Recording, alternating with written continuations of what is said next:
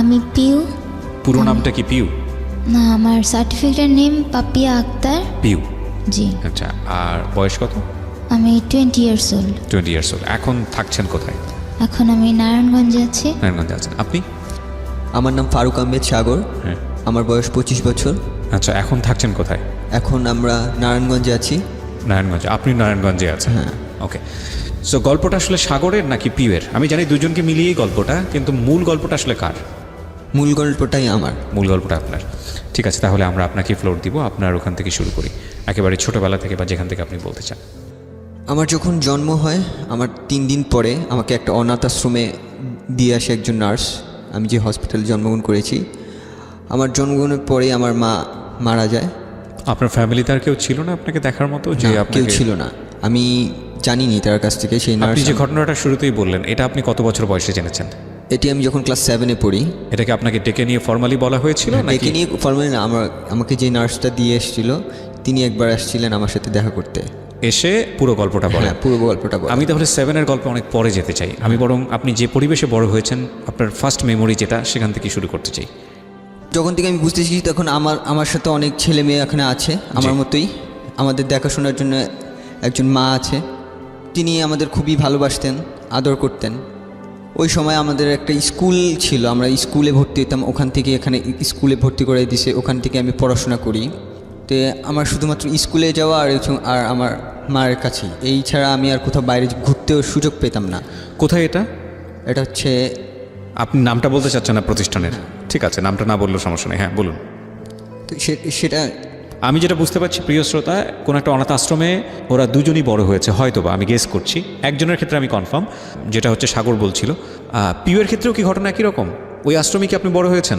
আচ্ছা, তার মানে এরা দুজনই কোনো একটা আশ্রমে বড় হয়েছে। আমরা এই অনুষ্ঠানের স্বার্থে এবং একই সাথে তাদের মান সম্মানের স্বার্থে আমরা সেই আশ্রমের নামটা এখানে মেনশন করছি না, আমরা ঘটনাটা তুলে ধরতে চাই। হ্যাঁ বলুন। আমার স্কুল আর আমার আম্মু ছাড়া আমি কিছুই বুঝতাম না, যে কোথাও চলতে পারতাম না একা একা। স্কুলটা কি আশ্রমের ভিতরেই? না, আশ্রমের ভিতরে না, সেটা ছিল হচ্ছে মিরপুরে। মিরপুরে বাইরে? বাইরে ছিল, মানে 8-10 জনের মতোই স্কুলটা? 8-10। তো ওখানে গিয়ে কি একটু বুঝতে পারতেন যে আপনারা এবং বাকি যে ছেলেমেয়েরা আসে বাইরে থেকে, তাদের জীবনযাপন একটু আলাদা? না, ছোটবেলায় তখনও বুঝতে শিখিনি, কিছুই বুঝতাম না। কোন ক্লাসের গল্প এটা? এটা হচ্ছে আমি যখন কেজিতে পড়ি। কেজিতে? মানে একেবারেই না বোঝার বয়স? হ্যাঁ, কেজিতে পড়ি, তখন আমার আম্মু ছাড়া আমি কিছুই বুঝতাম না। তো আমি বাইরে কারোর সাথে কথাও বলতে পারতাম না ঠিক মতো। আর দেখা যেত আমি পড়াশোনা অনেক বেশি কাঁচা ছিলাম, তো আমি ঠিকমতো পড়াশোনা করতাম না। তো আমাকে দেখা যেত প্রায় সময় অনেকক্ষণ ধরে স্কুলে রেখে দিত, আর আমার আম্মু অনেকক্ষণ ধরে ওয়েট করতো আমার জন্য। তো এক পর্যায়ে আমার এরকম করে আমি বেড়ে উঠি। তো আম্মু আমাকে অনেকবার বুঝিয়েছে যে এখান থেকে তোমাকে একসময় বের হইতে হবে, এটাই তোমার একেবারে পার্মানেন্ট জায়গা না, তোমার এখান থেকে বের হতে হবে। তো তোমার এর জন্য তোমার পড়াশোনা করা খুবই বেশি জরুরি। তো তখন খালি দুষ্টুমি বুঝতাম, ছোট তো, পড়াশোনায় মনোযোগ ছিল না। তারপরে উনি ক্লাস 5 পর্যন্ত আমাকে দেখাশোনা করে, তারপর ওনার ক্যান্সার হয়। ক্যান্সার হওয়ার পর সে মারা যায়। ওই সময় আমি প্রচণ্ড কষ্ট পেয়েছিলাম যে আমাকে আদর করার আর কেউ নাই, বা আমাকে ভালোবাসার মতো কেউ নাই, একজনই ছিল। তো ওই সময় আমার আম্মু যেদিন মারা যায় তার আগের দিন আমাকে বলে গেছে যে যেখানেই থাকো ভালো থাকবা, আর কারোর সাথে কোনো দুষ্টমি করবা না, আর পড়াশোনা ভালো করে করবা। তো আমি জানিও না যে আমার ক্যান্সার, তখন তো বুঝতামও না ঠিক মতো ক্যান্সার জিনিসটা কী। তারপর দিন আম্মু সকালবেলা উঠার পরে তাকে আর জীবিত পাইনি। আমি আম্মুর পাশেই ঘুমাই রাতের বেলা। জাস্ট এতটুকু মনে আছে, আমার ঘুম থেকে ওঠার সময় আম্মু আমার মাথায় হাত বুলিয়ে দিছে, এতটুকু যে আমি ঘুম থেকে উঠে গেছি রাতের বেলা। তো ওই সময় সে হাত বুলিয়ে দিছে। মানে কি উনি আশ্রমেই থাকতো? ওখানেই থাকতো? আশ্রমে তিনি আমাকে দেখাশোনা করতো। আচ্ছা, তো আপনার মতো আর মা বলতাম। কতজনকে এরকম দেখাশোনা করতো? ওখানে অনেকগুলো ঘর ছিল, একটা ঘরে 10 থেকে 12 জন করে ছিল। 10 থেকে 12 জনের একজন মা। তো উনি আমাকে রাতের বেলা মাথায় হাত বুলিয়ে ওই কথাটুকু বলছে। তো সকালবেলা আমি উঠে তাকে আর জীবিত পাইনি। তো আমি প্রচণ্ড কান্না করেছিলাম ওই সময়। আমার আম্মুর শেষ কথা ছিল যে তুমি পড়াশোনা করো। ওই সময় আমি বুঝতামও না কোনো কিছু। তারপরও আম্মুর শেষ কথা অনুযায়ী আমি 5-এ খুব খারাপ স্টুডেন্ট ছিলাম। তো আস্তে আস্তে আমি নিজেও পড়াশোনা করতাম। আমি আমার বন্ধুদের, আমার ম্যাডামদের সাহায্য নিলাম। যখন জানতে পারছে যে আমার মা মারা গেছে, তখন ম্যাডামরা আমাকে এক্সট্রা কেয়ার দেওয়া শুরু করলো। তো ওভাবে ম্যাডামদের ভালোবাসা, বন্ধুদের ভালোবাসা আমি আস্তে আস্তে পড়াশোনা করি। তো পড়াশোনা করতে করতে আমার অসুস্থ হয়ে যায়। আমি 3 মাস ঠিকমতো, আম্মু থাকতো, খাওয়াতো ঠিকমতো, আম্মু নাই, এখন খাওয়ার অনিয়ম হয়ে গেছে, আমি অসুস্থ হয়ে যাই। আমি 3 মাস পুরো বেড রেস্ট, কোনো কিছু করতে পারি না। তো 3 মাস বেড রেস্টের সময় আমার যেদিন সুস্থ হওয়ার পরে প্রথম যেদিন বের হয়েছি, তখন আশ্রমের ভিতরে অনেকে খেলাধুলা করতেছিল। তো খেলাধুলার সময় আমার অসুস্থ শরীর, আমি ঘুম থেকে উঠছি, ওখানে যে দাঁড়িয়েছি, তো একটা তার যে কাপড় নাড়ে, যে তার আগে জিআই তার ছিল যেটা, সে তারটা সে আমার চোখের মধ্যে লাগে, বাম চোখে। হ্যাঁ, বাম চোখে। কেউ একজন খেলছিল, সে চোখে লাগে। তো ওই অবস্থায় আমার চোখে গেঁথে যায়, ওটা অনেক ব্লিডিং হয়। তো আমাকে ওইখান থেকে হসপিটালে নিয়ে যাওয়া হয় ওই দিন রাতের বেলা। আমার ওই সময় মনে নেই যে কতক্ষণ আমি অজ্ঞান ছিলাম। তো ওই সময় ওই দিনই আমার অপারেশন করা হয়। এটা হচ্ছে ধানমন্ডিতে অপারেশন করা হয়। তো ওখানে আমাদের নতুন একটা লেন্স লাগানো হয়। আমি ওই সময় দেখতে পেতাম। আমার ওষুধ কন্টিনিউ করতে বলতো, ওষুধ কন্টিনিউ করতাম। আমি এমনিতে 3 মাস অসুস্থ হয়ে গেলাম, আমি আরও 6 মাস বেড রেস্ট। আমার পড়াশোনার হলো না ওই বছর, আমাকে আর পড়াশোনা করার জন্য বললো না, আমি স্কুলে যেতে পারি না, পুরো 1 বছর আমি বেড রেস্ট। তো ওই সময় আমি বাসায় পুরো বেড রেস্ট যেহেতু, আমাকে খালি বই পড়তাম, এভাবে করে বই পড়তে। তো পরের যখন আমার চোখ একটু দেখতে পাই, ওই অবস্থায় আমার চশমা দিল, চশমা পরে আমি চলতেছি ঠিকমতো, কমফোর্টেবল না, আমি ঠিকমতো দেখতে পারছি না 2 চোখে। আমি জানালাম ভিতরে যে আমার এই চোখে ভালো করে দেখা যাচ্ছে না, 2 চোখে আমি ঝাপসা দেখতেছি। তো তারা আবার একটা ডাক্তার দেখায়, তারা আরেকটা অপারেশন করে পরে আমি আমার ডান চোখটাতে পুরোপুরি দেখতে পাই এবং বাম চোখটা একেবারেই নষ্ট হয়ে যায়, ড্যামেজ, মানে এটা কখনোই ভালো হবে না। তারা ডাক্তার বলছিল যে তার 2 চোখের 1 চোখ ঠিক হবে। আমরা যদি 2 চোখে বাঁচাতে চাই, তাহলে দেখা যাবে একটা সময় সে 2 চোখেই দেখতে পারবে না। ওকে। সো ডাক্তাররা এইভাবে তাদের বলে। তো তারা বলে যে আচ্ছা ঠিক আছে, ছেলের যেহেতু একটা চোখে প্রবলেম হয়েছে, তো আরেকটা চোখ যাতে ঠিক মতো থেকে যায়, সেই জন্য একটা চোখ বাঁচিয়ে দেয়। তো ওইভাবে আমি আবার নতুন করে 5-এ ভর্তি হই। তো নতুন করে 5-এ ভর্তি হওয়ার পরে যে আমি ম্যাডামদের অনেক ভালোবাসা, যে কী পড়াইছে এরকম করে হেল্প করতো, আমার জন্য এক্সট্রা কেয়ার, আমার জন্য এক্সট্রা স্কুল। মানে আমি অনেক সময় আমি স্কুলে যেতে পারতাম না, স্কুলের ম্যাডামরা এসে আমাকে দেখাই দিত পড়াটা, আমার আশ্রমে এসে দেখা দিত যে এটা পড়বা, এটা পরীক্ষায় দিয়েছে। আমি শুধুমাত্র পরীক্ষায় অ্যাটেন্ড করতাম, এর পড়তাম না, কারণ আমার ধুলাবালি সহ্য হতো না। ডাক্তার টোটালি নিষেধ করে দিয়েছে যে ধুলাবালিতে যেতে না। তো আমিও যেতাম না, আমার স্কুলেও যাওয়া বন্ধ। তো ওভাবে আমার ম্যাডাম এসে করে দিত। তো আমি যখন আমার প্রথম 2টা রেজাল্ট মোটামুটি হয়, তো আমি ম্যাডামদের কাছে আবদার করি, ম্যাডাম যে আমার বৃত্তি পরীক্ষা দিব, 5-এ বৃত্তি পরীক্ষা দিব।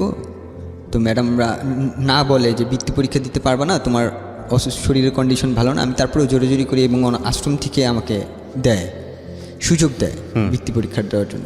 তো আমি বৃত্তি পরীক্ষা দিই এবং খুব ভালোভাবে পাশ করি। তো এইভাবে যাওয়ার পরে 7-এ যখন উঠি, তখন আমার সাথে একজন নার্স দেখা করতে আসে। সে আমাকে প্রচণ্ড আদর করে, আমি তাকে চিনিও না, কখনো দেখিও নাই, বাট আমার প্রতি একটা আলাদা মমতা কাজ করতো, আলাদা মায়া কাজ করতো। তা আমার ভালো লাগতো যে আমার মার ভালোবাসার কথা মনে পড়তো, আমি একা একা কাঁদতাম রাতের বেলা, তার ভালোবাসার কথা মনে পড়তে। সে আমার সাথে অনেকবারই দেখা করতে আসে। তো আমার জন্য সে ফল মূল যা আছে মাঝে মাঝে কিনে নিয়ে আসতো। তা আমার একটা স্বভাব ছিল যে আমি খেতে পারতাম না, একা খাওয়ার ছিল না, যেহেতু আমার সাথে আরও অনেক 10টা বাচ্চা এখানে মানুষ হচ্ছে, যাদের আমি ভাই বা যাদের আমি বোন বলে ডাকি, তাদের আমি দিয়ে দিতাম সব কিছু। যে দেখা গেছে যে আমাকে এই জিনিসটা দিছে, তো আমি খুব ছোট, তো আমার চেয়ে বড় আছে, আমি ওদের কাছে দিয়ে দিতাম। তো ওরা আমাকে যখন খুশি ম্যানেজ করতো, যেহেতু আমার মা নাই তখন আমার বড় আপুরাই আমাকে মানুষ করছে যে কিভাবে কি করতে হয়, কিভাবে ভালো। তো 7-এর পরে ওই প্রতিষ্ঠানেরই আরেকটা জায়গায় আমাকে নিয়ে যাওয়া হয়, যেহেতু আমি 7-এ পড়ি, আমার বয়স 12-13 বছর। জি। তো ওখানকার আরেকটা ছেলেদের জন্য আরেকটা জায়গা আছে, এটা মিরপুরে। তো ওখানে আমাকে নিয়ে যাওয়া হয়। কে নিয়ে যায়? অনাথ আশ্রমের লোক। আচ্ছা, এই নার্স উনি কি আপনাকে টেক কেয়ার করছিলেন তখন এসে অকারণেই, নাকি কোনো কারণ ছিল? না, অকারণে। সে আমাকে দেখা করতে আসতো, শুধু ভালো লাগতো আমার সাথে দেখা করতে। জাস্ট দেখা করতে আসতো? হ্যাঁ, হ্যাঁ। আচ্ছা, ওকে। আগেও অনেকবার দেখা করতে আসতো। তো আমি যখন ওখানে চলে যাওয়ার পর আমাদের ওখানে কোনো মহিলা অ্যালাউ করে না। আচ্ছা। যেখানে চলে যায় সেখানে তারপরে আর আমাকে সাথে দেখা করতে পারেনি। সে অনেকবার দেখা করতে আসছে, তারপর পারেনি। তো ওখানে থেকে আমি বড় হচ্ছি। ওখানে খেলাধুলা হোস্টেলের মতো ছিল ওটা, যে সব ছেলেরা খাবার দাবার। আমরা কি করতাম যে ওই হোস্টেলে থাকাকালীন আমার নিজেদের রান্না নিজেরাই করতাম। জি। এক সপ্তাহ আমাদের ওখানে 40 জন ছেলে ছিল, যে এক একটা সপ্তাহে আমরা 5-6 জন করে রান্না করতাম, নিজেরাই রান্না করে খাওয়া দাওয়া করতাম, নিজেরাই ঘর পরিষ্কার, নিজেরাই হোস্টেলটা পুরো পরিষ্কার করে রাখতাম। ওখানে দেখাশোনার জন্য আমাদের একটা ভাইয়া ছিল, যাকে আমরা ভাই বলে ডাকি। তো তিনি আমাদের টেক কেয়ার করতেন। তারপরে নার্স আমার সাথে দেখা করতো, আমাকে খুব স্নেহ করতো, খুব আদর করতো। তো উনি একসময় বলে যে এখানে আমার মা কে ছিলেন, আমার মার নাম ছিল হচ্ছে সেলিনা বেগম। তা আমি ওখানে যখন আশ্রমে যখন থাকি তখন আমাকে আমি হিন্দু হিসেবে ছোটোবেলা থেকে মানুষ হয়ে আসছি। হিন্দু হিসেবে আমি জানি যে আমার ধর্মটা হিন্দু। আচ্ছা। তো উনি আমাকে বলে যে তুমি তো, তোমার মার নাম সেলিনা বেগম আর তোমার বাবার নাম জয়নাল আবেদিন। তো আমি তো বললাম যে আমি তো ছোটোবেলা থেকে হিন্দু ঘরে মানুষ হয়েছি, আমি তো জানি আমি হিন্দু ধর্ম। বলে না, তোমার মার নাম এই যে সেলিনা বেগম এবং বাবার নাম জয়নাল আবেদিন। তখন তার কোনো সুযোগও ছিল না, আমার কি দেখাশোনার মতো কেউ ছিল না বলে সে হিন্দু ঘরেই শুধুমাত্র লোক নিবে, তো সেই জন্য আমাকে হিন্দু ঘরে দিয়ে আসে। আচ্ছা আচ্ছা। হিন্দু ঘরে দিয়ে এসে যে ছোটোবেলা থেকে মানুষ হোক, তারপরে বড় হইলে সে তার ধর্ম যদি চেঞ্জ করতে চায় চেঞ্জ করবে।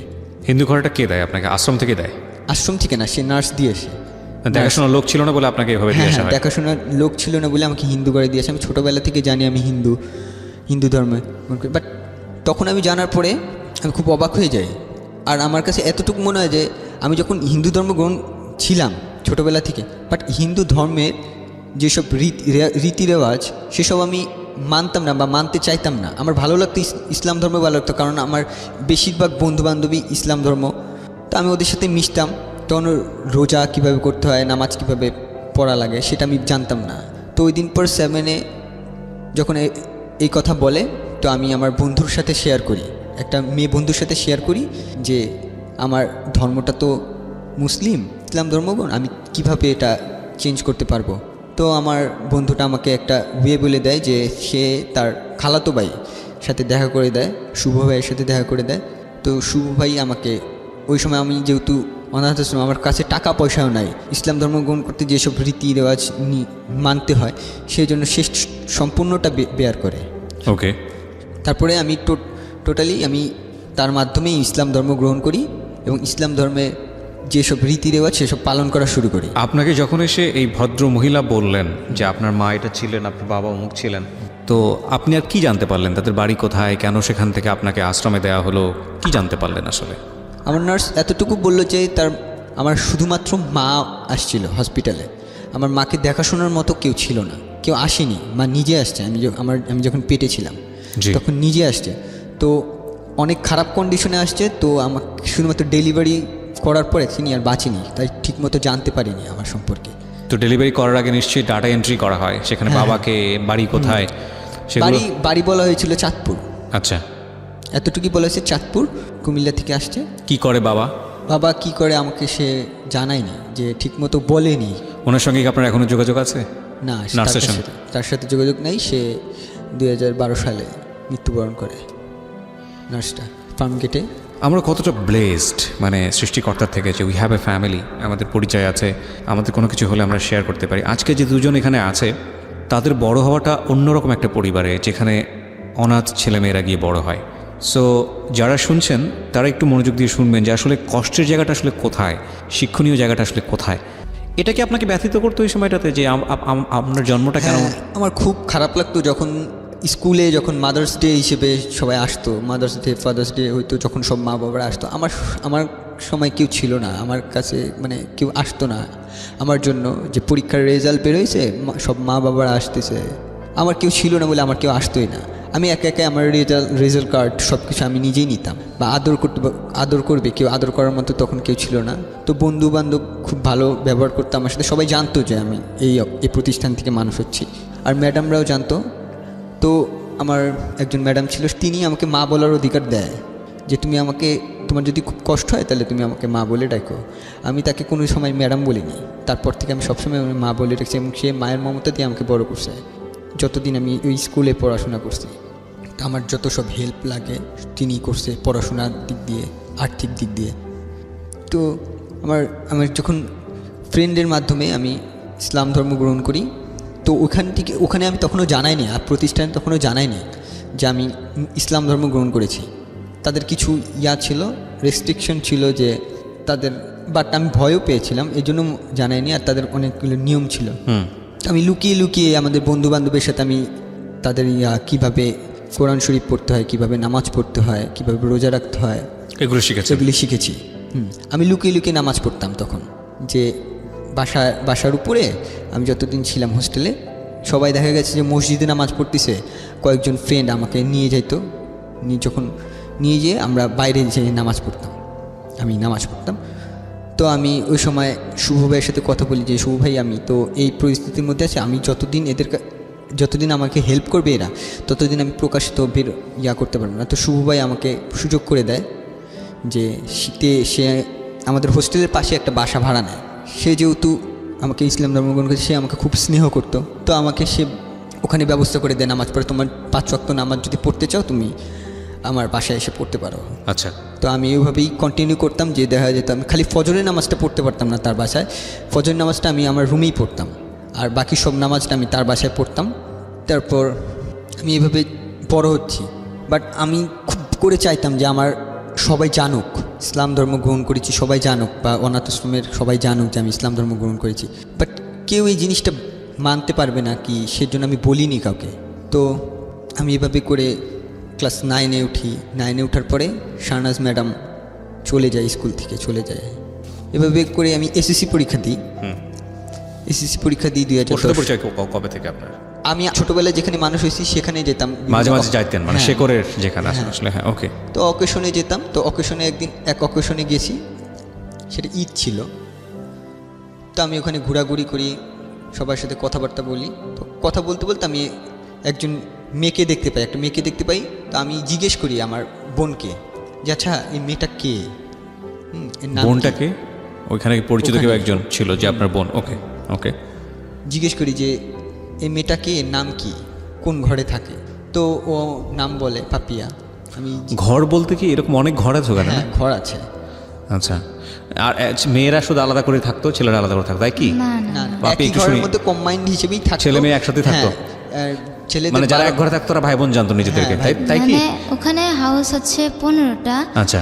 তো 15টা হাউসে 10 থেকে 12 জন করে বাচ্চা থাকতো পার হাউসে। একই বয়সের কি তারা? না না না না, বিভিন্ন বয়সের থাকতো, তবে মানে 7-8 বছরের বেশি নিত না ওখানে। আচ্ছা। কত বছর পর্যন্ত এলাও করতো থাকতে? ওখানে 12-13 বছর পর্যন্ত ছেলেরা থাকতো, তারপরে তাদেরকে আলাদা জায়গা দিয়ে দাও, ওখানকার আরেকটা শাখায় পাঠানো হতো। আচ্ছা। শুধুমাত্র ছেলেরা। আর মেয়েরা যারা মানে ম্যাট্রিক ইন্টার পরীক্ষা পর্যন্ত ওখানেই থাকতো, তারপরে তারা বিভিন্ন জায়গা লেখাপড়া করার জন্য যাইতো, এবং সেখানেই তাদের হোস্টেলের ব্যবস্থা করা হতো। তারাও ওখানে থাকতে পারতো না, কারণ মানে আমরা চলে যাচ্ছি, নতুন আসবে, সেই কারণে ওখান থেকে আমাদেরও চলে যেতে হতো। তো মা কি থেকে যেতেন নাকি মা বদল হতেন? না, মা বদল হতেন একটা নির্দিষ্ট টাইম পর, যেমন তার বয়স হয়ে গেছে বা সে অসুস্থ হয়ে গেছে, তার পক্ষে সম্ভব না, তখন বদল হতেন। এছাড়া মা মানে কন্টিনিউয়াসলি থেকে যেতেন, মা নতুন নতুন বাচ্চা পেতেন, তাদেরকে সন্তানের মতো লালন করতেন। ঈদ যে কোনো অকেশনে সে বাসায় যেত না, আমাদের সাথে তাকে ঈদ করতে হবে। এই মারা সাধারণত কারা? এরা কারা? ওনারা মানে ফ্যামিলিতে মনে করেন কোনো সমস্যা হলে হাজব্যান্ডের সাথে অনেকের ছাড়াছাড়ি হয়ে যায়। আচ্ছা আচ্ছা। অনেক রকম সমস্যা থাকে ফ্যামিলির, মানে ফ্যামিলি থেকে বঞ্চিত, বিভিন্ন জায়গা থেকে বঞ্চিত, নিজের লাইফ নিজেকে কন্টিনিউ করতে হবে। ফ্যামিলি আছে কিন্তু তার নিজের লাইফ নিজেকে কন্টিনিউ। সে বিবাহিত, অবশ্যই বিবাহিত, কিন্তু তার নিজের লাইফ নিজেকে কন্টিনিউ করতে হবে, সে আর বিয়ে করবে না বা অনেক রকম সমস্যা থাকে। হাজব্যান্ডের সাথে ডিভোর্স হয়ে গেছে বা হচ্ছে কখনো বাচ্চা হবে না তার, তো এই হাজব্যান্ড এই ছেড়ে ধরনের চলে গেছে, মহিলারা ওখানে job এরকম করতে সমস্যার উপায় কারণে নেই, নিরুপায়, হ্যাঁ, এই নিরুপায়। ধরনের ওনারা যান এবং কিছু কন্ডিশন মেনে নিয়ে তারা মা সাজেন, তাই তো? জি। আমার আসলে এত ইন ডিটেল কখনো জানা হয়নি। প্রথম কথা হচ্ছে, যারা অনাথ আশ্রম দেন, যারা কাজ করেন, তারা নিশ্চয়ই এই বাচ্চাগুলোর ভবিষ্যৎ কীভাবে ভালো হবে সেটা ভেবেই কাজটা করেন, এবং এখানেও একটা সিস্টেম মেনটেন করতে হয়। সুতরাং সেই জায়গা থেকে অবশ্যই তারা সম্মান পাওয়ার যোগ্য। যুগের পর যুগ ধরে তারা এই কাজটা করে যাচ্ছেন, নইলে এই বাচ্চাগুলোর কী হতো, তাই না? কিন্তু আমরা যেহেতু একটা পরিবারে বড় হই, আমি তো একটা পরিবারে বড় হয়েছি, তুমি করেই বলি তোমাদের দুজনকে, তোমরা যেহেতু পরিবারটা পাওনি, সুতরাং এই পরিবারের জায়গাটা থেকে একটা কষ্ট হচ্ছে তোমাদের দুজনের জন্য। এটা আমার অনেক লিসনারের হচ্ছে, যেটা হয়তো তোমরা বুঝতে পারতেছো না আসলে, কারণ পরিবারের টেস্টটা হয়তো তোমরা কখনোই পাও নাই। পেয়েছো কি? আমার তো মনে হয় পাওনি। তোমার ক্ষেত্রে কী হচ্ছে পিউ? তুমি কবে এসছো? আমি আসছি 6 বছর বয়সে। তার মানে তুমি একটা ফ্যামিলিতে ছিলা? তোমার না, না, না। তাহলে আমি মানে আমার খুব ছোটোবেলায়, আমার বয়স যখন 4 তখন আমার মা মারা যায়। তো আমি আঙ্কেল বলে ডাকতাম একজনকে, তো উনি আমাকে তার বাসায় রাখে। বাবা কোথায় ছিল? আমার বাবা মারা গেছে আগে। তোমার বয়স তখন 4 যখন মা মারা যায়। হ্যাঁ। ফ্যামিলির আদার মেম্বাররা, তোমার ভাই বোনেরা কেউ ছিল না? সবাই গ্রামে থাকতো। তোমার মা তোমাকে নিয়ে শহরে থাকতো? মানে আমি ছোটবেলায় আমার নানির কাছে ছিলাম, আচ্ছা। তারপর নানির কাছ থেকে আমি আমার মার কাছে আসি। মা কোথায় থাকতো? আমার মা থাকতো ফরিদপুরে। ফরিদপুরে? কোথায় থাকতো, মানে কার কাছে থাকতো? আমার মা ফরিদপুরে, মানে আমি ঠিক জানি না, এখনো পর্যন্ত কোনো খোঁজ খবর পাইনি। তুমি আমার মার কাছে থাকতে আগত তুমি জানো না, আমি ঠিক বুঝলাম না। মানে তুমি এমন কিছু কি আছে যেটা গোপন করতে চাচ্ছ, এরকম না, কিছু? না, না, আমি এটা জানতে পারছি অনেক পরে। না, তুমি তোমার মার কাছে যখন ছিলে তখন তোমার মা কি করতো? মা ফরিদপুরে কি করতো, কার কাছে থাকতো? আমি বুঝাই বলি বিষয়টা। হ্যাঁ। আমি যখন অনাথ আশ্রমে আসলাম, তো তখনও আমি একটু বোকা টোকা টাইপের মানুষ। আমি সবার সাথে অনাথ আশ্রমে আসার আগে তো একটা ঘটনা আছে। মানে কেউ তো আসার আগেরটা আমি নিজেও ঠিকভাবে জানি না। আমার কত বছর বয়সে আসো তুমি? আমি 6 বছর বয়সে আসছি। 6 বছর কিন্তু আসলে তো তোমার নিশ্চয়ই সেন্স থাকার কথা, তুমি কোথা থেকে কোথায় আসতেছো। না, আমার একটা সমস্যা আছে, আমি ঠিক মনে রাখতে পারি না। তো আচ্ছা। আমি যখন আসার পরে আমি মানে বছরের শেষের দিকে আসি, কোন একটা ইয়ারে নভেম্বর মাসে আসি। তো পরের বছরে আমি ক্লাস 2তে ভর্তি হই। একটু থামাচ্ছি তোমাকে। 6 বছরের বয়সে তুমি যখন আসো, তার আগে তুমি কার কাছে ছিলে? আঙ্কেলের কাছে ছিলাম, আমার শুধু এইটুকুই মনে ছিল। কোন এক আঙ্কেলের কাছে? জি। মানে আমি আসার আগে আমার এইটুকুই মনে ছিল যে আমি আঙ্কেলের কাছে আছি, আমি ওনাকে আব্বু বলতাম। পরে জানতে পারছি যে উনি আমার বাবা না। পরে তুমি জানতে পেরেছো? জি। সেটা অনাথ আশ্রমে থাকার কতদিন পরে? আমি যখন ম্যাট্রিক পরীক্ষা দিব তখন জানতে পারছো? তখন জানতে পারছি। তো তার আগে তো তোমার মা ডাকের একটা অভ্যাস হয়ে গেছে 6 বছরের আগে, নাকি কাউকে মা ডাকোনি? না, কাউকে মা ডাকিনি। আমি আমার আম্মু 6 বছর আগের মেমোরিটা কি তোমার? কি মেমোরি? শুধু ওই আঙ্কেলের কাছে আছো এতটুকু মেমোরি, নাকি আর কিছু নাই মাথায়?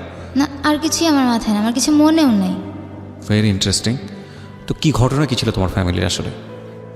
আমি যখন ক্লাস 10-এ পড়ি, তখন আমার নানি আমার সাথে দেখা করতে আসে। ওনার বয়স 103 ছিল, খুবই বয়স্ক ছিল। উনি একটা লোককে নিয়ে আসছিল।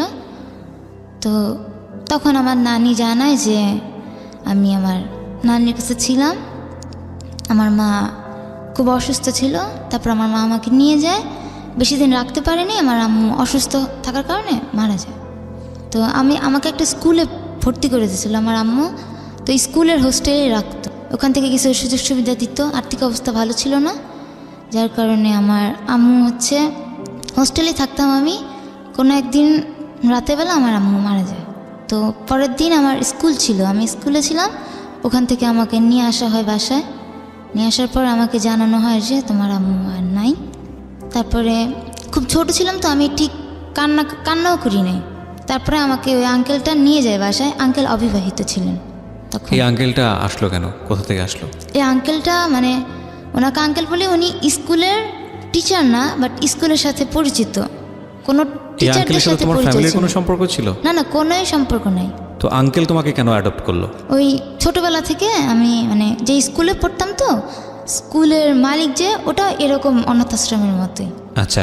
তো ওনার সাথে ভালো মতো মানে টিচারদের সাথে ভালো সম্পর্ক থাকার কারণে ওনারাই ওনার সাথে আমার পরিচয় করে দেয়। আচ্ছা আচ্ছা। তো উনি খুব মানে আদর করতো আমাকে। খুব ছোট ছিলাম, আর আমি ছোটবেলা থেকেই একটু বোকা টোকা টাইপের। মনে করেন 6 বছর বয়সে অনেকে অনেক কিছু মনে থাকে, কিন্তু আমার কিছুই মনে থাকে না। উনি আপনাকে কতদিন রাখে?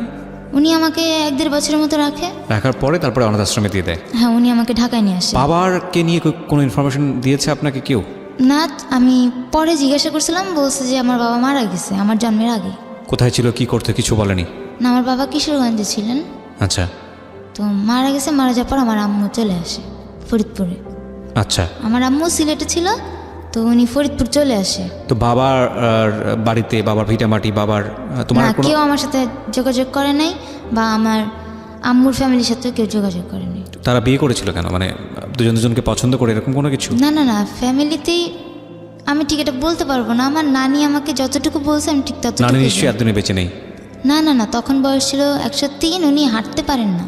তোমার বাবার ঠিকানাটা কোথায়, মানে কোথায় থাকে, বাড়ি কোথায়, কি অবস্থা, কিছু তুমি জানো না? না, আমি আর খোঁজ বিয়ের নাও? পরবর্তীতে আমি খোঁজ নিয়েছি, সেটা ধারাবাহিকভাবে বলবো। ওকে, ফাইন। আমরা যে জায়গাটায় ছিলাম, যে আপনি তখন ক্লাস 9-এ, রাইট? ক্লাস 9-এ থাকা অবস্থায় আপনার এই পাপিয়ার সঙ্গে পরিচয়, এবং পাপিয়াকে ভালো লেগে যায়, এই কারণে পাপিয়ার নামটা আপনি জানলেন। পাপিয়া তখন কোন ক্লাসে? আমি তখন 6-এ হবে। 6-এ। বলেন তারপর। তো আমি জিজ্ঞেস করি আমার বোনকে যে এই মেয়েটা কে, কোন ঘরে থাকে, নাম কি। তো আমাকে বলে যে নাম পাপিয়া, এত নম্বর ঘরে থাকে। তো ওখান থেকেই আমি ভালো লেগে যায়, প্রথম দেখাতে খুব ভালো লেগে যায়। তা আমি ওকে দেখার জন্য যেসব অকেশনে আমি না যেতাম, আমি তখনও কিন্তু জানাইনি যে আমি কিন্তু মুসলিম হয়ে গেছি। দেখা গেছে যে কোনো পূজা হচ্ছে ঘরে, আমি পূজাতে সচরাচর আগে যাইতাম না। তো আমি ওই সময় যাওয়া শুরু করছি। আমি কোনো রীতি রেওয়াজ মানি না, বাট আমি ওকে দেখতে চাই, জাস্ট দেখতে ভালো লাগে। যে ওর ঘরটা একটু আমার ঘরের সামনেই ছিল, তো ওকে দেখা যেত, তো আমি এই জন্য যাইতাম। তো এরকম করে কতদিন পার আমি ওকে বলিও নি সাহস করে যে তোমার নাম কি। আমি নিজেই জিজ্ঞেস করিনি যে তোমার নাম কি, কোন ক্লাসে পড়ো, কিছুই জিজ্ঞেস করিনি। কারণ ও দেখতাম যে ওর আচার আচরণ, যে আমি জিজ্ঞেস করছি আমার বোনকে ওর আচার আচরণ কীরকম, বা ও কীরকমভাবে মানুষের সাথে মিশে। তো বলে ও কোন ছেলের সাথেই কথা বলে না। তা আমি ওর যাইনি, যে আচ্ছা ঠিক আছে, ও কোনো ছেলের সাথে কথা বলে না যেহেতু, আমি আর যাবো না ওর কাছে। তো আমি ওভাবে করেই খালি দেখতে আসতাম। তো আমার এসএসসি পরীক্ষা শুরু হয়ে গেছে। এসএসসি পরীক্ষার সময় তো আমাকে দোয়া নিতে হয়, আমি আবার যাই ওখানে। তো তখন কিছু একটা পার্টি হচ্ছিল, যে দেখা যাচ্ছে মাসের শেষে কিছু ভালো খাবার দাবার সব বাসা থেকে একসাথে নিয়ে কিছু পার্টি। ও পার্টিতে আমি যাই, যেহেতু আমাদের পরীক্ষার 2 মাস বাকি আছে। তো সব ঘরে দোয়া নিতে যাই। আমি ওর বাসায়ও যাই। ওর বাসায় আমি অনেকক্ষণ থাকি। তো প্রথম ওর কাছে জিজ্ঞেস করি তোমার নাম কি। ও আমাকে জাস্ট বলে পাপিয়া। তো তারপরে আর ওর আমার সাথে কথা বলে না, চলে যায়। তো আমি এসএসসি পরীক্ষা দিলাম। এসএসসি পরীক্ষা দেওয়ার পরে আমার যেহেতু কেউ না, আমাকে নিজের ডিসিশন নিজেই নিতে হবে। ওখান থেকে বলে দিছে যে তুমি তোমার নিজের ডিসিশন নিবা, যেহেতু তুমি এসএসসি পরীক্ষা দিছো, তুমি কোথায় ভর্তি হবা, কিসে পড়বা, কোন বিষয় নিয়ে পড়বা, সব নিজেই বলবা। তো আমি নিজেই ডিসিশন নিলাম। তো দেখা গেছে যে আমার এতটুকু মনে হলো, যেহেতু আমি এতিম, আমাকে নিজে বড় কাজ করে খাইতে হবে। তো আমি যদি জেনারেল লাইনে পড়ি, তাহলে আমার পড়ার সময়টা অনেক বেশি হয়ে যায়। আমি যদি কারিগরি লাইনে পড়ি, তাহলে আমি অল্পতে কোনো পড়াশোনা শেষ করে আমি কাজ করতে পারবো। তো আমি কারিগরি লাইনে চলে যাই। আমি নরসিংদীতে ভর্তি হই। নরসিংদীতে ভর্তি হওয়ার পর টোটালি আমি ওখান থেকে তো প্রথম সেমিস্টার ক্লাস করি নেই। আমি ঢাকায় চলে আসতাম। ঢাকায় চলে আসি স্কুলে, ও যে আমার পাপিয়া যে স্কুলে পড়তো সেই স্কুলে আসতাম ওকে দেখার জন্য। প্রথম সেমিস্টারটা এভাবেই গেল। প্রথম সেমিস্টার খুব খারাপ হয়ে যায়, আমার রেজাল্ট সবচেয়ে লো রেজাল্ট হয়। তো এরপর থেকে আমাকে ওখান থেকে বের করে দিবে, যে আমার রেজাল্টটা খুব খারাপ ছিল বলে বের করে দিবে। পড়াশোনা করো না তুমি, ঢাকা থেকে লাভ কি, ইঞ্জিনিয়ারিং কোর্স, পড়াশোনা না করলে চলবে না, এবং অনেক করে বকাঝকা করে। তো আমি আর যাইতে পারি না ওকে দেখার জন্য। তো পরে সেকেন্ড সেমিস্টার থেকে আমি, ওরই এক বন্ধু ছিল, ছেলে বন্ধু, যে আমাকে ভাইয়া বলে ডাকতো, তার সাথে আমার কথা হয়। ঠিক আছে, ফেসবুকে নক করি, যে সবার কথাই জিজ্ঞেস করি। আমি ইনডাইরেক্টলিভাবে ওর কথা জিজ্ঞেস করি সবসময়, যে তোদের ব্যাচের কে সবচেয়ে ভালো স্টুডেন্ট। সবাই বলে যে পাপিয়া ভালো স্টুডেন্ট। আমি বলছি তুই পাপিয়ার মতো পড়াশোনা করিস না কিছু। ওই যে পাপিয়াকে দেখছি যে তোর চেয়ে একটু বোকাশোকা আছে, সহজ সরল, ও কিছু বুঝে না। তুই তো চালাক আছিস, তুই ঠিক মতো পড়াশোনা কর। এভাবে করে আমি প্রত্যেক দিন খোঁজ খবর নিতাম। তো ওখানে পড়াশোনা করতেছি। ওর পাপিয়ার এসএসসি পরীক্ষা তখন শেষ হয়ে যায়। ও তখন ভিতরেই অনাথ আশ্রমে যে কিছু বাচ্চারে পড়াশোনা করায়। তো পড়াশোনা করে পড়ে, যেহেতু কোনো টিচার রাখেনি বাচ্চাদের পড়াশোনার জন্য, যেহেতু ওকে দিয়ে পড়াচ্ছে, তো ওখান থেকে কিছু টাকা পায়। তো ওখান থেকে ও মোবাইল মোবাইল কিনে এবং সিম কিনে। তো আমি তখন জানতামও না যে ও মোবাইল সিম কিনছে। তখন একদিন ফেসবুকে কথা বলতে বলতে জিজ্ঞেস করলাম ওর বন্ধুকে যে কী রে তোর পাপিয়ার সাথে কথা হয় কি না। তো বলে হ্যাঁ কথা হয় তো মোবাইলে। আমি ওর মোবাইল নাম্বারটা আছে? হ্যাঁ আছে। আমি তুই দিতে পারবি? তো অনেক বারণ করে যে না এটা দেওয়া যাবে না, এই সমস্যা আছে সেই সমস্যা দেখায়। আমি তারপর অনেক ম্যানেজ করে নাম্বারটা নেই পাপিয়ার। তো পাপিয়ার নাম্বার আমি নেওয়ার পরে আমি ওকে ফোন দিতে পারছি না, ভয় পাচ্ছি যে ও আমার ফোনটা ধরবে কি না, বা ধরলে বলে দিবে। কারণ ওখানে একটা নিয়ম ছিল যে ভিতরে কোনো ছেলে বা মেয়ে কখনো রিলেশন করতে পারবে না। তুমি বাইরে রিলেশন করো তাতে প্রবলেম নাই তাদের, বাট ভিতরে কোনো মেয়ে বা ছেলে রিলেশন করতে পারবে না। সেই জন্য আমি ওকে ভয় পাইতাম যে ওকে কীরকম আমি প্রথম কথা বলবো ওর সাথে, ও যদি পরে ভিতরে বলে দেয়, যারা দেখাশোনা করে তাই বলে দেয়, তাহলে তো আমার প্রবলেম হয়ে যাবে আমাকে। তো এখনও ওখান থেকে হেল্প করছে। তো প্রবলেম আমি ফোন দিই না, অনেক দিন ধরে নাম্বার রেখে দিয়েছি। তো একদিন কিছু না ভেবে ফোন দিলাম, আননোন নাম্বারে ফোন দিলাম। এভাবে কিছুক্ষণ কথা বললাম, ওর দেখে আমার সাথে খুব ভালোভাবে কথা বললো। তারপর আমি আবার বন্ধ করে দিয়ে দিলাম। নিজেকেই বুঝলাম যে না এটা ঠিক না, এটা মনে হয় আমি ভুল করছি। ঠিক না কেন বলছেন? মানে আপনাদের এই যেহেতু নিয়ম আছে, আশ্রমের ভিতরে নিয়ম আছে যে ছেলে মেয়েদের মধ্যে কখনো কোনো সম্পর্ক হতে পারবে না, না সে আমি আপনাদেরকে আগে থেকে বলা হয়? হ্যাঁ, আমি আগে থেকেই বলা থাকে যে কোনো সবাই সবার ভাই বোন। হ্যাঁ, সবাই সবার ভাই বোন, কেউ রিলেশন করতে পারবে না। তো পরিচয় দিতে চাইতাম না, আননোন নাম্বারে কথা বলতাম। দেখি প্রথম কথা বলার পর ও সামান্য অল্প কিছু কথা বলে, বাট ভালো মিশুক। তা আস্তে আস্তে এভাবে কথা বলি, আননোন নাম্বারে কথা বলি। এরকম করে 3 মাস চলে যায় যে আমি আননোন নাম্বারে কথা বলতেছি। তো একদিন ও দেখা করতে চায়, ও যেহেতু কলেজে ভর্তি হয়েছে, তো এখন একা একা চলাফেরা করতে হবে। ও বলছে যে আচ্ছা ঠিক আছে, আমার কলেজ আছে, কলেজ শেষে আপনি দেখা করতে পারবেন কি না। মানে 6-এ পরিচয় হলো ওর, কিন্তু কলেজ পর্যন্ত এটা কন্টিনিউ হয়েছে এই আননোন নাম্বারে কথা বলা, অন অ্যান্ড অফ, লম্বা সময় ধরে। তার মানে আপনার দিক থেকে ভালো লাগার ব্যাপারটা তো অনেক আগে থেকেই ছিল, কিন্তু ওর জায়গাটা থেকেও ভালো লাগাটা কি ততদিনে কি প্রেম পর্যায়ে চলে গেছে নাকি জাস্ট? ও আমাকে কখনোই আমাকে দেখার আগ পর্যন্ত ভালোবাসেনি। আচ্ছা ঠিক আছে, জাস্ট আননোন নাম্বারে কথা বলতো। তো আমাকে দেখা করতে চায়, তো আমি ভয়ে ভয়ে দেখা করি যে আমাকে ভিতরে কি দেখছে কি না। ও দেখলে তো যদি বলে দেয় ভিতরে, আমার হেল্প বন্ধ করে দিবে। তো দেখা যায় যে আমরা দেখা করি ওর কলেজ শেষে। আমি নরসিংদী থেকে আগের দিন আসি, ক্লাস মিস দিয়ে আসি ওর সাথে দেখা করতে। ও তখন কলেজে পড়ে, আমি তখন লাস্ট সেমিস্টার চলে আসছি। ও যখন কলেজ পড়ে তখন আমি লাস্ট সেমিস্টার। তো দেখা করতে আসি, দেখি প্রথম দিনও আমাকে চিনতে পারেনি যে আমি যেটা বলছি সেটাই বিশ্বাস করছে। প্রথম দিন চিনতে পারেনি। এভাবে করে কথা বলতেছি, দেখা করতেছি, মাঝে মাঝে দেখা করতেছি। তো আমি ও কী করলাম যে নরসিংদীতে না থেকে আমি একবার ঢাকায় চলে আসছি। ঢাকা থেকে এসে যে আমি লাস্ট সেমিস্টার পড়াশোনা করব। যেহেতু লাস্ট সেমিস্টার ছিল, পড়াশোনার চাপ ছিল কম, জাস্ট পরীক্ষাটা অ্যাটেন্ড করে গেলেই হবে। তো আমি ঢাকায় থাকা শুরু করি, ওর সাথে দেখা করতাম, ক্লাসে যেতাম না, শুধুমাত্র পরীক্ষার সময় যে পরীক্ষা দিতাম। পরীক্ষা দিয়ে পাশ করলাম, বেকার বসে আছি। বেকার বসার পর 3 মাস আমি বেকার বসেছিলাম, চাকরির জন্য অ্যাপ্লাই করতেছি। আর ওর সাথে আননোন নাম্বারে কথা তো বলতাম, এখন তো দেখা হয়ে গেছে। যেহেতু আমি তখন আমার নামটা পর্যন্ত বলিনি, কি নাম, আমি আরেকটা নাম বলেছিলাম। তো ওই নামে ও চিনত। তো একদিন দেখা করার সময় ভিতরে, অনাথ আশ্রমের ভিতরে একটা মেয়ে দেখে ফেলে আমাদের। তো দেখে যাওয়ার পর ওকে বলে যে আচ্ছা তুই এই ছেলের সাথে মিশলি কিসের জন্য? ছেলে কি হয় তোর? কি হয় মানে আমার, বলে যে না এমনি আমার বন্ধু। বলে ও যে ভিতরে তুই জানিস না? আমি বললাম যে না। ও বলে যে না আমি তো জানি না, আমি কখনো দেখিইনি, কারণ বাসা থেকে খুব কম বের হতো, দেখিইনি। তো যখন জানতে পারলো, ওই প্রথম আমাকে জানতে পারলো যে আমি অনাথ আশ্রমে থাকি, মানে ওই একই অনাথ আশ্রমে আশ্রমে থাকি। তো আমাকে জিজ্ঞেস করলো ওই দিন রাতের বেলা ফোন দিয়ে, আচ্ছা তুমি কি এই অনাথ আশ্রমে ছিলা? আমি যখন দেখছি না ঠিক আছে, যখন জেনে ফেলছে তখন আমি আর মিথ্যা বলিনি। আমি বলছি হ্যাঁ আমি এখানে ছিলাম। ততদিনে কি মানে দুজনের মধ্যে সম্পর্কটা কি ভালোবাসার সম্পর্ক দাঁড়িয়ে গেছে? আমি শুধু ভালোবাসতাম, ও তখনও ভালোবাসে।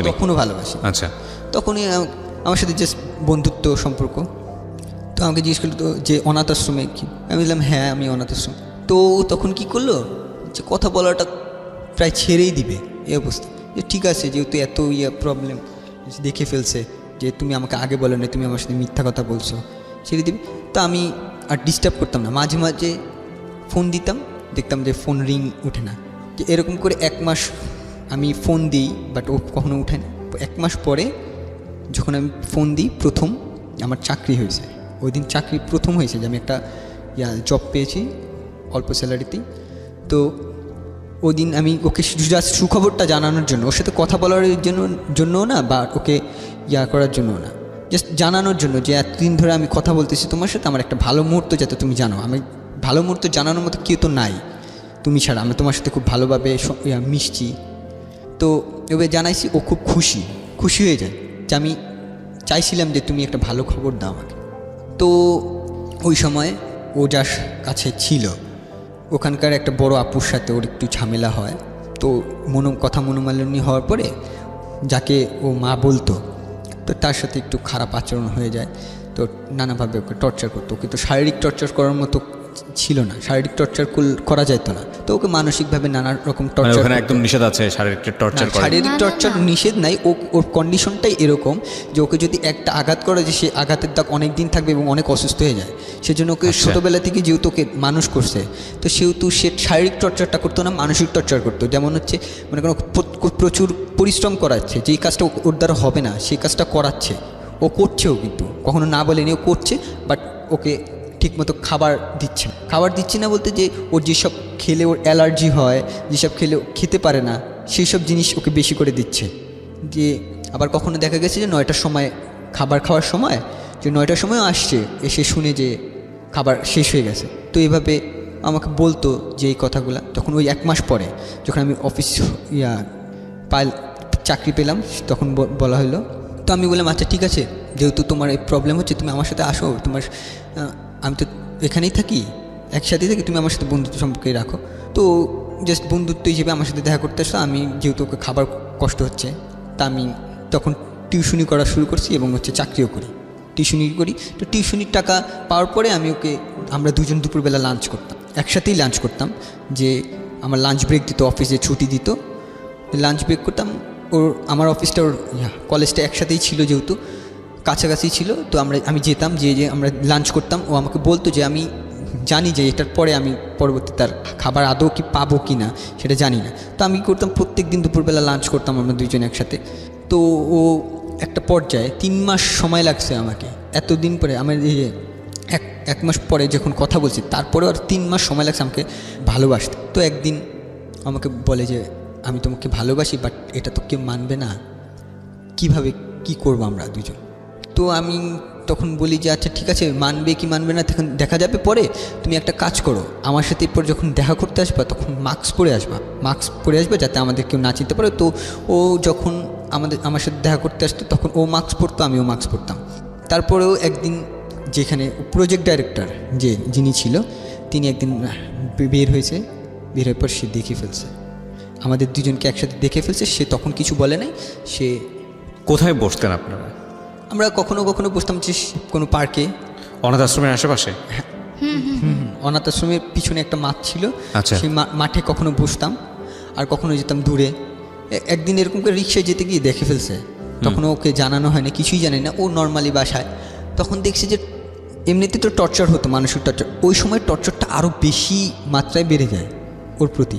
ও আমাকে বলে আজকে আসার পর দেখছি যে আমার সাথে টর্চারের মাত্রাটা মনে হয় অনেক বেশি। যেমন দেখা গেছে যে আমার আলমারি যেখানে কাপড় চাপড় রাখতাম, সেই কাপড় চাপড় মেলো উল্টাপাল্টা। তারপর দেখি যে বাসায় এসে আমি আসছি খাবার খেতে, যে খাবার খাবার নিয়ে বিরক্ত করছে, পরিশ্রমের কাজ করছে, ওর রুমটা এলোমেলো করে রাখছে, গুছাইলে রুমকে আলাদা রুম দেওয়া হতো প্রত্যেককে? মানে একটা রুমে 4 জন করে থাকতো, কোনো রুমে 3 জন। তো আমি যে রুমে থাকতাম, যাকে আম্মু বলতাম, উনি খুব ভালো মতো জানতো যে সবকিছু কি আম্মুই করে না? টেক কেয়ার করা, শাসন করা সবকিছু মা করে নাকি তার উপরে কেউ এসে? হ্যাঁ, তার উপরে না, আছে, উনিই করে, ওনাকে গাইডলাইন দেয়, ওনাকে বলে দেয় যে এরকম ঝামেলা এটা করা হচ্ছে, যাবে না, এটা এভাবে করবেন। আচ্ছা। বাট উনি সব কিছু করে, ওনার সাথে আমাদের কানেকশনটা বেশি। আচ্ছা। তো উনি খুব ভালো মতো জানতো যে আমি আমার রুমটায় নোংরা পছন্দ করি না, আমার কাপড় চোপড় মানে আলাদা করে রাখি আমি সবসময়। সবার সাথে এক বালতিতে কাপড় ধুইতেও আমি চাই না, মানে খুব নোংরা কাপড়, আমি সেখানে কাপড় ধুই না, অপেক্ষা করবো, একদিন অপেক্ষা করবো, তারপর আমি এখানে ধুবো না। তো উনি কী করতো, আমার কাপড় চোপড় নিয়ে ওই সবার সাথে নোংরা কাপড়ের সাথে চুবাই দিত। আমি এসব পছন্দ করতাম না, কিন্তু আমি কখনো মুখেও বলতাম না যে এই কাজটা কেন করলা। মনে মনে ভাবি যে এটা বলবো, সামনে গিয়ে আর বলতে পারি না, মানসিক যন্ত্রণা হতো। হ্যাঁ, আমার নিজের উপর রাগ হতো, আমি বিভিন্ন রকম মানে নিজেরটা নিজেই কন্ট্রোল করার জন্য বিভিন্ন রকম কাজ করতাম। মানে খাবার নিয়ে আমার খাবার নিয়ে বেশি একটু সমস্যা হতো। যেমন উনি জানতো যে আমি এই টাইমে খাবো এবং বিশেষ টাইমে আমি যদি ভারী খাবার না খাই আমি অসুস্থ হয়ে যাই, দেখা যায় হাঁটতে হাঁটতে পড়ে গেলাম। আমি কিন্তু সুস্থ, কোনো অসুখও হয় নাই, বাট হাঁটতে হাঁটতে আমি পড়ে যাব, 1-1.5 ঘন্টার মতো মনে করেন আমার কোনো জ্ঞান আসবে না, তারপরে আবার জ্ঞান আসবে কিন্তু আমি উইক হয়ে যাব, ঠিকমতো হাঁটতে পারতেছি না। আবার খাবারটা খাইলে একটু রেস্ট নেওয়ার পর আমি আবার ঠিক হয়ে যাই। তো উনি ওই রকম কাজ করতো, মানসিক পেইন দিত আর কি। হ্যাঁ। ওকে, হ্যাঁ, তারপর কি হলো? তারপর উনি এক সময় যখন জিজ্ঞেস করলো যে আচ্ছা আপনি, ও শেষমেশ জিজ্ঞেস করলো যে ওনাকে যে আপনি আমার সাথে এরকম কেন করছেন, আমার সাথে আমি তো আপনার কোনো ক্ষতি করি নাই, আমার মতো তো আরও বাচ্চারা আছে, হ্যাঁ আমি তো আপনার সাথে ছোটোবেলা থেকে আছি, আপনি আমার সাথে হঠাৎ করে আপনি মানসিক যন্ত্রণা দিয়েছেন, ঠিক আছে, এখন মাত্রাটা আরও বেশি কেন বাড়াই দিয়েছেন? তখন সে বলে যে তুই তো ওই ছেলের সাথে কথা বলিস, ওই ছেলের সাথে ঘুরোস, তো এটা দেখে ফেলছে। তারপর থেকে ও যে কারো কাছে যাবে, সবার কাছে গেলে বলতে গেলে যে আচ্ছা আমাকে এই মানসিক যন্ত্রণা দিচ্ছে, তো তারা সবাই এক কথা বলে তোর দোষের কারণে হয়েছে, তুই ওই ছেলের সাথে রিলেশন করছিস এর জন্য, কেন মিশতে গেলি বা কেন কথা বলতে গেলি বা কেন মিশতে গেলি, ও কারো কাছে সাহায্য জন্য ও পুরো একা হয়ে গেছে, পুরো একা হয়ে গেছে। তারপরে আমি একটু ওর মুখ থেকে শুনি, পিউ আসলে ঘটনাটা কি ঘটছিল একটু বলেন তো। কেউ চাচ্ছিল না যে আমার সাথে ওর কোনো সম্পর্ক থাকুক, এবং সেটা তাদের জায়গা থেকে এথিক্যালি ছিল, কারণ তাদেরকে এভাবেই শেখানো হয়েছে, এভাবেই বড় করা হয়েছে, এবং তাদের জায়গা থেকে এটা তো অনৈতিক কোনো কিছু না আমি মনে করি, কারণ এটা তো অর্গানাইজেশনের এথিক্সের সাথে যায় না, অর্গানাইজেশনের যে রুলস অ্যান্ড রেগুলেশন আছে সেটার সাথে যায় না। এখন আপনাদের দুজনকে ভালো লেগে গেছে, ভালো লাগার ক্ষেত্রে তো ভালো লাগা কোনো নিয়ম মানে না, আইন মানে না, এটাও সত্য, তাই না? আমরা দুটো বিষয়কেই একটু সমানভাবে দেখার চেষ্টা করব। হ্যাঁ বলেন। ইন্টার পরীক্ষা, তো ওই সময় আমার সাথে রিলেশন ছিল, তো ও কিছু সাবজেক্টে 2টা সাবজেক্টে একটু কম মার্ক পায়, ওই যে কলেজে পড়তো সেই কলেজের রুলস ছিল যে 2টা সাবজেক্টে একটু কম মার্ক পেলে সে পরীক্ষা অ্যাটেন্ড করার জন্য যে গার্জিয়ান ডাকতে হবে। তো ওর সাথে আরও 3 জন পড়তো, ওদের অবস্থা ঠিক এরকম ছিল। তো দেখা গেল যে ওই 3 জন সুযোগ পেয়ে গেছে, হ্যাঁ একটু কম মার্ক পাওয়ার জন্য ওদের জন্য গার্জিয়ান গেছে, যে একই গার্জিয়ানই তো সবার জন্য একই গার্জিয়ান, যেহেতু ওরা গেছে যে ওই 3 জনকে পরীক্ষা দেওয়ার জন্য সুযোগ করে দিছে, বাট ওরটা করে না, ওরটা সেই সুযোগটা দেয় না। ও অনেক কান্নাকাটি করে যে আচ্ছা আমাকে এই সুযোগটা দেন, আমাকে, আমি ভালো করব, আমি পারবো, আমি পরীক্ষা দিব। তো ওকে বলে যে তুমি এটা তোমার দ্বারা হবে না, বলে যে আমি কিন্তু ওদের চেয়ে ভালো রেজাল্ট করছি। তো বলে যে তোমার সবচেয়ে বড় প্রবলেম হচ্ছে তুমি এই ছেলের সাথে আছো, তুমি ছেলের রিলেশন বন্ধ করে দাও, তারপর ভেবে দেখবো। তো ওই সময় ও আমাকে বলে এইসব কথা, তা আমি নিজে থেকে আমার থেকে মনে হলো যে ঠিক আছে, যেহেতু তোমার ক্যারিয়ার এটা, যে তোমার পড়াশোনা করা লাগবে, তোমাকে উঠতে হবে, আচ্ছা ঠিক আছে যে তুমি তোমার পড়াশোনার দিকে মনোযোগ দাও, তুমি বলো যে তুমি আমার সাথে রিলেশন ছেড়ে দিছো, আর আমিও এখান দিয়ে চুপচাপ থাকি কতদিন, তারপর পরিস্থিতি যখন ঠান্ডা হয়ে যাবে তখন দেখা যাবে যে আমরা পরে ম্যানেজ করে নিব। তো ওই সময় কথা বলে না, 1 সপ্তাহ কথা বলে না। তো ওই সময় ও বুঝাচ্ছে যে আমি ওর সাথে রিলেশন আস্তে আস্তে ছেড়ে দিচ্ছে, আমাকে পরীক্ষা দেওয়ার সুযোগ দেন, তারপর ওরা দেয় না। তারপরে যখন কোনো সুযোগই দিচ্ছে না আর ও পারছে না, 1 সপ্তাহ থাকার পর ও আমাকে বললো যে আমি 1 সপ্তাহ যে কি কষ্টের মধ্যে ছিলাম, আমি তোমার সাথে কথা বলি না। আর ওপাশ দিয়ে ওরা আমাকেই ফোন দিচ্ছে, ফোন দিয়ে আজে বাজে কথা বা শাসাচ্ছে এরকম, যে তুমি কেন এই জানা সত্ত্বেও তুমি এরকম করলা। আমি ভয়ে ফোন ধরতাম না, ওরও ফোন ধরতাম না। ওই সময় প্রবলেম হয়ে গেছে, ওরও আমারও প্রবলেম হয়ে গেছে, যেহেতু সবাই জেনে গেছে বিষয়টা। তো এই সময় ও আবার একটু কিছু উল্টাপাল্টা কাজ করে, ও সুইসাইড করত। ওই সিচুয়েশনে আমাকে এত পরীক্ষা দিতে দিবে না, তো আমার ফোনটা সবসময় চেক করতো যে আমি কারোর সাথে কথা বলি কি না, আমার নাম্বারে ফোন দিত, ওনারাই ফোন দিত যে আমি ওয়েটিং আছি কি না, যে আম্মুর গাইডে ছিলাম সে সবসময় চোখে চোখে রাখতো। তো 1 সপ্তাহ দেখলো যে আমি কথা বলতেছি না, কিন্তু ওনাদের বিশ্বাস যে আমি রিলেশনটা কন্টিনিউ করব, যতই গ্যাপ দিই না কেন কন্টিনিউ করব। তো আমাকে পরীক্ষা দিতে দিবে না, বলতেছে যে তুমি বিয়ে করো, ভালো পাত্র আছে। আমার কলেজ থেকেও গেছিল কয়েকজন, মানে সম্বন্ধ নিয়ে, যার কারণে আমার বিয়ে দিতে চাচ্ছিল।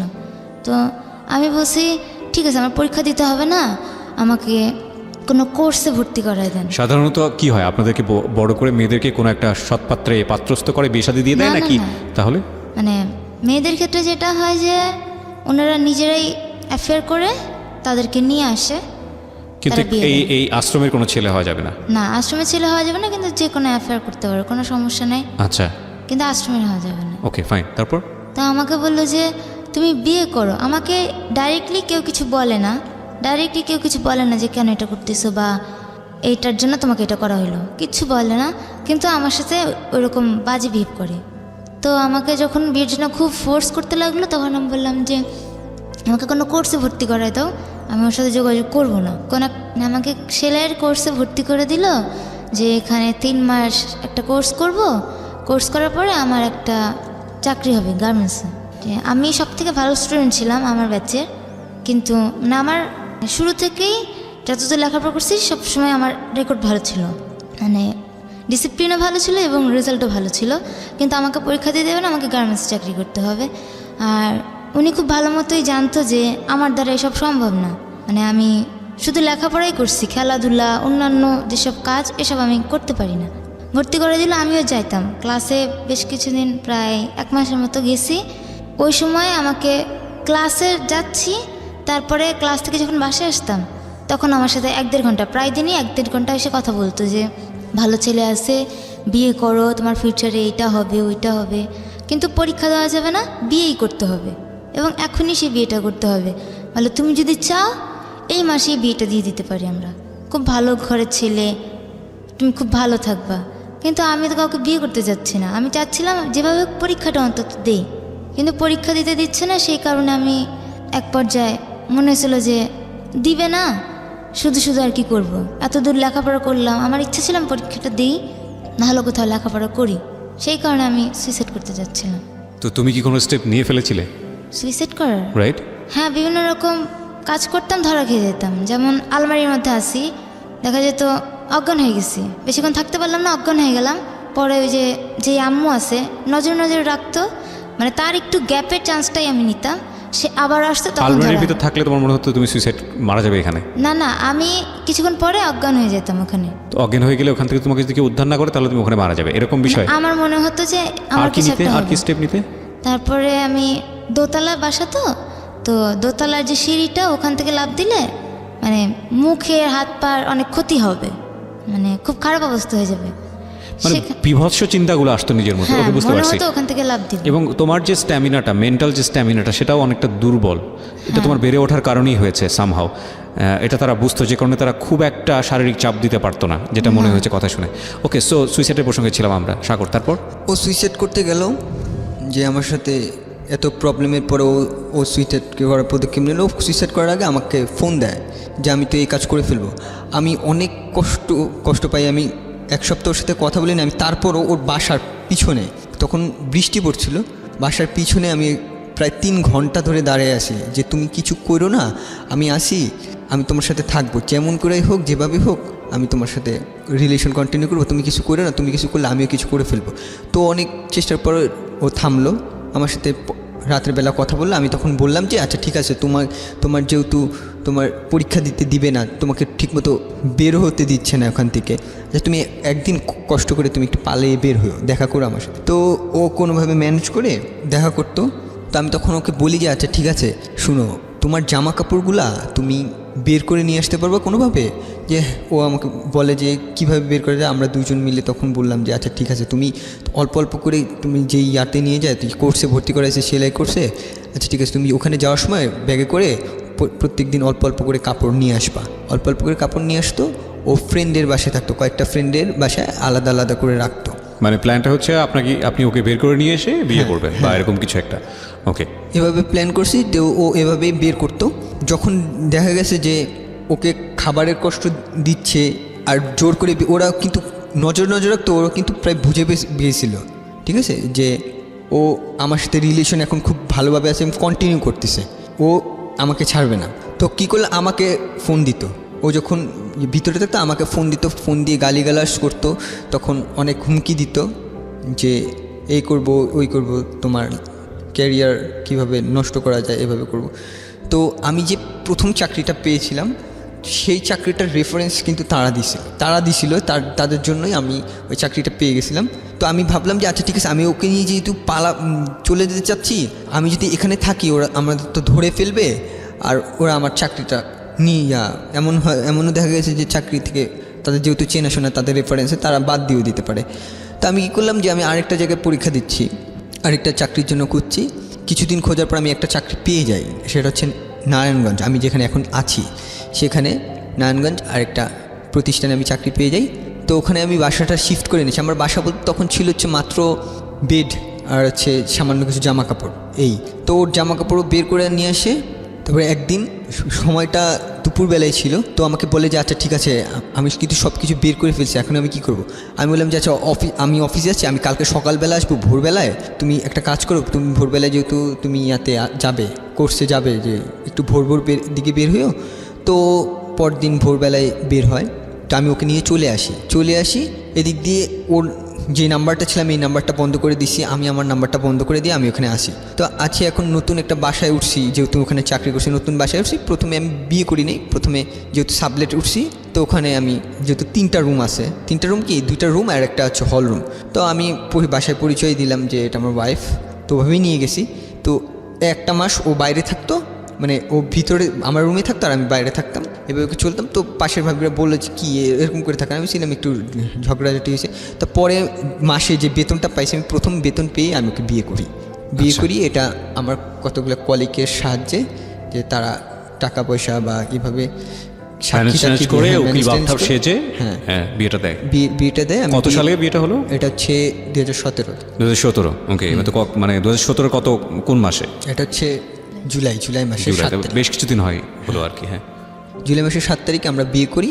বিয়ে করার পরে আমাদের খবর কিন্তু ওরা জানে না, ওই অনাথ আশ্রমে কেউ জানে না, পালিয়ে এসছে। হ্যাঁ, তো অনাথ আশ্রমে কেউ জানে না। তো আমরা ঠিক মতোই চলছি, ভালো মতোই চলছি, 2 মাস খুব ভালোভাবেই চললাম।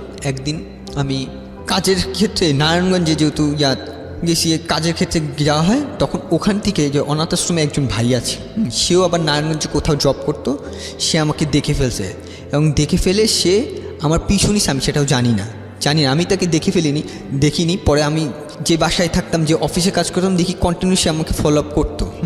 তো এভাবে করে সে আমার প্রত্যেকটা খবর জানে, আমি কোন দোকান থেকে লোড করতাম দোকানে। আমি দেখা গেত আমি প্রত্যেক দিন কিন্তু লোড করা লাগতো, যেহেতু আমি চাকরি করি, আমার চাকরির ক্ষেত্রে তো আর বাইরে বের হইতে পারবো না। আমার অফিসটা এমন জায়গায় ছিল, যদি মোবাইলে টাকা না থাকে তাহলে আমার অনেক দূর যেয়ে তারপর মোবাইলে টাকা ভরতে হয়। তাই প্রত্যেক রাতের বেলা আমি বাসায় ঢোকার আগে মোবাইল নাম্বারটা লোড করে তারপর ঢুকি।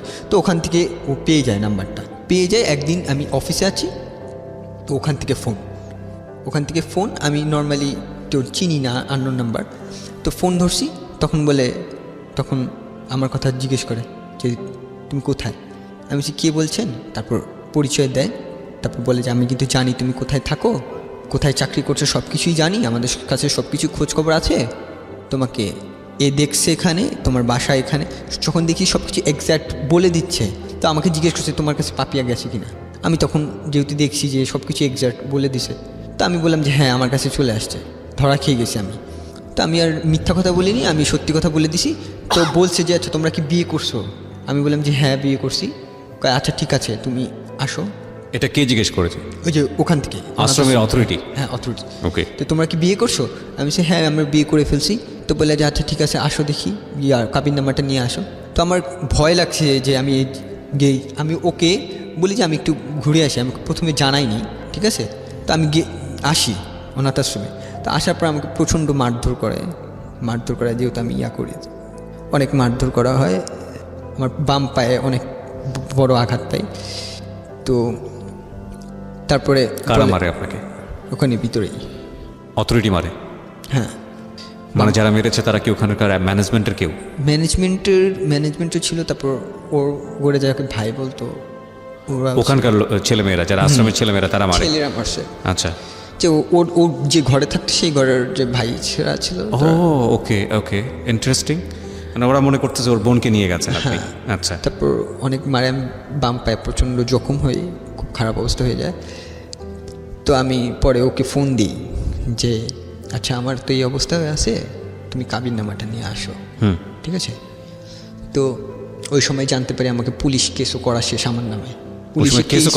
কেসও করছে, যেদিন ও পালিয়ে আসছে সেদিনই বলে কেস করছে। তো পুলিশ আসলেও আমাকে ভিতরেই আটকে রাখা হয়। তো ও তো নতুন গেছে ওখানে, ও কোথাও বাইরে টাইরে যায় না। তো আমি ওকে বললাম যে ও তো একা আসতে পারবে না, আমাকে দেন, আমি ওকে বলে দিই। আমি ওকে মোবাইলে বলে দিছি যে কীভাবে আসতে হয়। তো ওভাবে ও আমার কথা শুনে আসে কাবিন নামাটা নিয়ে আসে। তো পরবর্তীতে কাবিন নামাটা দেখে যে আসলে বিয়ে হয়ে গেছে।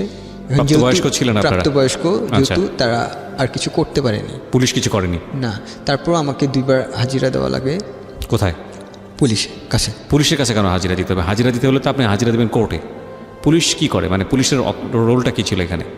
পুলিশের দিয়েছি, তারা হচ্ছে কেস করার পরে যে কেস করেছিল তো আপনি থানায় গিয়ে হাজিরা হ্যাঁ, দিয়েছেন? থানায় আচ্ছা, আচ্ছা। থানায় গিয়ে কি বলেছে ওখানে, কি কি কি করেছে? যে তাদের ধারণা ছিল যে তারা ওখান থেকে বলছে যে আমি মেয়েকে নিয়ে পালিয়ে গেছি। আচ্ছা আচ্ছা, বুঝতে পেরেছি। মেয়েকে নিয়ে পালিয়ে গেছি, এটা হচ্ছে পুলিশ তো অপহরণ কোনো কেস। হ্যারাসমেন্ট করেনি আপনাদের? না। ওকে, ফাইন, ভেরি গুড। হ্যাঁ, যাওয়া হয়, কাবিনামাটা দেখায়, তারপর কেস উঠায় না। তারপর ওই দিন আমাদের ছেড়ে কেসটা কারা দেওয়া, উঠায়? ওরা উঠে আনে?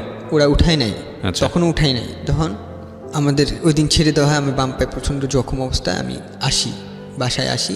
আমার ওয়াইফ অসুস্থ, ওই সময় আমাকে সেবা করে আমার এমনিতেই, তো আমি আমার চাকরিটা কন্টিনিউ করতে পারিনি। তারপর আবার ঢাকায় যাওয়া, পুলিশের কাছে থানায় যেয়ে হাজিরা দেওয়া, 2 দিন হাজিরা দেওয়ার পরে যখন আমি নিজেই বলছি আচ্ছা আমরা তো বিয়ে করে ফেলছি, এখন কেসটিকে পরবর্তীতে কেসটা উঠিয়ে নেওয়া হয় আমাদের। তো ওই মাসে আমার প্রচণ্ড অসুস্থ, আমার পা ভেঙে গেছে, তারপর আমার ওয়াইফ অসুস্থ, আমি অনেক দিন আমার অফিস গ্যাপ হয়ে যায়। তো অফিসে আমি যেই গার্মেন্টস সেক্টরে ইঞ্জিনিয়ার ছিলাম, তো তারা বলে যে আচ্ছা আপনার আর কন্টিনিউ করা লাগবে না, জবটা ছেড়ে দেয়? হ্যাঁ, তারাই বলে যে আচ্ছা পরদিনই সেই রিজাইন লেটারটা নিয়ে যান। তা আমি ওখানেকার যে আমাদের জেনারেল ম্যানেজার ছিল জেম স্যার, তাকে অনেক রিকোয়েস্ট করি যে স্যার আমাকে শেষে উইকেন্ড, বাট তারা আমার জায়গায় আরেকজন লোক নিয়ে নিছে এরই মধ্যে। তো আমি ভাঙা পা নিয়ে গেছি অফিসে, রিজাইন লেটারটা নিয়ে এসে আমি ওয়াইফকে জানাইনি তখনও যে আমার চাকরিটা নাই আর, কারণ আমার ওয়াইফ তখন অনেক অনেক বেশি অসুস্থ, অনেক অসুস্থ হয়ে পড়ছে, কারণ ভারী কাজ করতে হতো না, আমি কষ্ট করে চলতেছি। সেদিন আসলাম বাসায়, ওর জ্বর ছিল, আমি নিজেই করলাম, মাথায় পানি দিয়ে দিলাম। তখন ও জানে না, তখন আমার দিকে তাকালে যে আজকে তুমি আগে আগে আসলে, তোমার অসুস্থ তো তুমি, এই জন্য আগে আগে আসলাম। তারপর বললে না তোমার চোখ তো অন্য কথা বলতেছে তুমি। তারপরে রাতের বেলা অনেকক্ষণ পর বলছি যে আমার চাকরিটা এই অবস্থা চলে গেছে, আমার অনেকগুলো গ্যাপ হয়ে গেছে এই কারণে। তো ওই মাসে খুব খারাপভাবে আমরা দিন কাটাইছি, যে দেখা গেছে যে পরের মাসে বেতন পাবো, ওই মাসে এই যে এত ঝামেলা, ওষুধপত্রতে চলে গেছে, টাকা পয়সা চলে গেছে, আমাদের কাছে কোনো টাকা পয়সা নাই, খাবার দাবারের জন্য কিছু টাকা পয়সা নাই। তো আমরা কি করতাম, আমাদের কিছু টাকা ধার নিতাম, বা হচ্ছে দোকান থেকে ধার নিতাম, যে ওই মাসটা কোনো মতে চলে আসছি। পরের মাসে যে বেতনটা পাইছি, আমি আগের মাসে তো চাকরি করছি যতদিন, 25 দিনের মতো চাকরি করছি, তখন 12,000 টাকা দেয়। তো 12,000 টাকা পেয়েছিলাম, টাকা পাওয়ার পর বাসা ভাড়া, দোকান ভাড়া, দোকানের সদাই যে বাকি নেওয়া হয়েছিল সেগুলি দেওয়ার পরে আমাদের হাতে খুব অল্প থাকে। সেই অল্প টাকা দিয়ে ওর চিকিৎসাও ঠিকমতো হয় না, ও কিছুদিন পর পর অসুস্থ হয়ে যাচ্ছে। চিকিৎসার জন্য কিছু টাকা রাখলাম, বাজারের জন্য কিছু টাকা রাখলাম, আর আমি নতুন চাকরিও তো খুঁজতে হবে। তো নতুন চাকরির জন্য খোঁজার চেষ্টা করতেছি, আমি ওকে ছাড়া কোথাও যাইতেও পারতেছি না, ও কারণ অসুস্থ হয়ে যায়, বাসায় ওকে দেখার জন্য কেউ নাই, আবার আমার এখান থেকে চাকরিও দরকার। তো আমি ফোনে কতজনের কাছে জিজ্ঞেস করলাম, যে আগে যেসব অফিসে চাকরি করছি 2টা অফিস, বললাম ভাই আমার ওয়াইফের তো এই অবস্থা, আমার একটা চাকরির খুবই দরকার, যে আমি পরিশ্রম করতে চাই, আমি পরিশ্রম করে বাঁচতে চাই। তো অনেকে অনেক কথাই বলে, যে সবাই সহানুভূতি দেখায়, আচ্ছা ঠিক আছে আমি ব্যবস্থা করে দেবো, এই করে দেবো, সেই করে দেবো। পরে ওই মাসটা কোনো মতে কাটাইলাম। পরের মাসে আমার ওয়াইফের প্রচণ্ড খারাপ অবস্থা, বমি হচ্ছে বারবার, গলা থেকে রক্ত পড়ছে, পেটে ব্যথা, যেমন গাইনি প্রবলেম হয়ে গেছে। তো আমি অনেক দিন ওই অনাথ আশ্রমে ফোন দিলাম যে স্যার আমার তো এই ওয়াইফের এই অবস্থা, তারা রেসপন্স করে বা শুনলেও না শোনা করে। তো একদিন রাত্রিবেলা অল্প কিছু খাওয়া দাওয়া করার পরে ও প্রচণ্ড জ্বর চলে আসে। হ্যাঁ, ও আমাকে বলে যে আমি আর সহ্য করতে পারতেছি, আমার দম নিতে কষ্ট হচ্ছে, তো আমি এখন কি করব। তো ওই দিন রাতের বেলা আমার মনে আছে আমি প্রায় 2 ঘন্টা ফোন দিছি, কেউ রেসপন্স করে নাই। পরের দিন সকালবেলা আমি খুব ভোরবেলায় ফোন দিছি, পরে ধরছে। তো বললাম যে স্যার আমার ওয়াইফের তো খুব খারাপ অবস্থা, এটা যদি ডাক্তার না দেখাই তাহলে খুব খারাপ হয়ে যাবে আমার ওয়াইফের সাথে। তো ওনারা বলে যে আচ্ছা ঠিক আছে নিয়ে আসো। আমার ওয়াইফ হাঁটতে পারে না, আমি কোনো মতে কষ্ট করে নিয়ে গেছি, ও গাড়িতে উঠছে, ঠিকমতো বসতে পারতেছে না, পুরো চোখ মুখ লাল হয়ে গেছে। তো পেট ব্যথায় ওর ব্লিডিং শুরু হয়েছে, মুখ থেকে ব্লিডিং পড়তেছে, ব্লাড পড়তেছে গাড়িতে। তো আমি কোনো মতে নিয়ে গেলাম। তো ওখানে ঢুকতে দিবে না প্রথমে, অনেক ওয়েট করাচ্ছে, আমি তখন অনেকবার ফোন দিলাম যে আমার ওয়াইফের তো খারাপ অবস্থা আছে, আপনারা একটু তাড়াতাড়ি ঢুকতে দিলে আমার দেখা করে আমি চলে যাব। কিছু আর্থিক সাহায্যের জন্য আসছিলাম, আর হচ্ছে কিছু চাকরির জন্য রেফারেন্স যদি দেয় ওরা, এই দুইটা কারণে আসছি। তো আসছি আধা ঘন্টা কথা বলে, তা আমাদের প্রথম অনেক খারাপ ব্যবহার, মানে বাজে কথা বলা, তোমার এই করছো সেই করছো। তো তারপরও তারা আমাদের 2000 টাকা দেয়। তারা আমাদের ওই দিন অনেক বেশি উপকার করছিল। অন্তত আমার ওয়াইফের যে কন্ডিশন ছিল, 2000 টাকা আমার ওয়াইফের জন্য অনেক বেশি কাজের ছিল। আমি ওই 2000 টাকা পাইছি, তারপরে আমার ওয়াইফকে নিয়ে ডাক্তারের কাছে গেছি, গাইনি ডাক্তার দেখালাম, অনেক বড় প্রবলেম হয়েছিল। তো 1 মাসের ওষুধ লিখে দেয়, 1 মাসের ওষুধ কেনার টাকা ছিল না আমার কাছে যেহেতু। তো আমি 10-12 দিনের ওষুধ কিনি, ওষুধ কেনার পরে আর কিছু বাজার নিয়ে আসি, যে আচ্ছা ঠিক আছে ওষুধ খালি তো ওষুধ খেলে হবে না, বাজারও তো লাগবে। তো বাজার কিনে নিয়ে আসি, এভাবে করে মোটামুটি একটু সুস্থ বা একটু কথা বলতে পারে বা আগের মতো ব্যথা যন্ত্রণা করে না বা রক্ত পড়াটা একটু কমে গেছে। তো তখন কি করলো, আমাদের যে ছিল, যে দোকানে আমরা সদাই নিতাম বা বাকি নিতাম, সে দোকানদার বলে আচ্ছা ঠিক আছে আপনার তো চাকরি না, আপনি চাকরির কোনো ব্যবস্থা করতে পারবেন না, আপনি সদাই নেওয়া বন্ধ করে দিয়েছে, পুরো সদাই নেওয়া বন্ধ। আমার বাসা ভাড়া 1 মাসে দিছি, পরে বাকি হয়ে গেছে, ওই 1 মাস দিতে পারি না, আমি বলছি চাকরি পেলে একবারে দেবো। তো এইভাবে পুরো এপাশ দিয়ে আমাদের টর্চার শুরু করলো।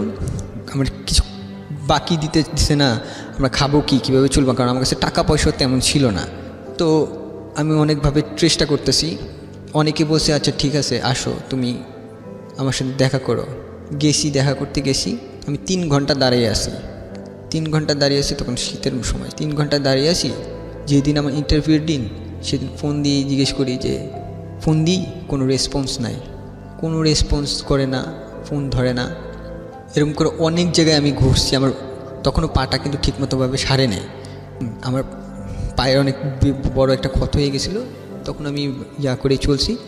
তো আমার ওয়াইফ এপাশে বাসায় আসে, তো আমি আসতাম, আইসা এমন দিন গেছে যে ওই মাসে আমরা ভাতের মুখ দেখি নাই পর্যন্ত, ভাত খাই নাই, মনে পড়ে না আমার 30 দিনের মধ্যে আমরা কয়েকদিন ভাত খাইছি।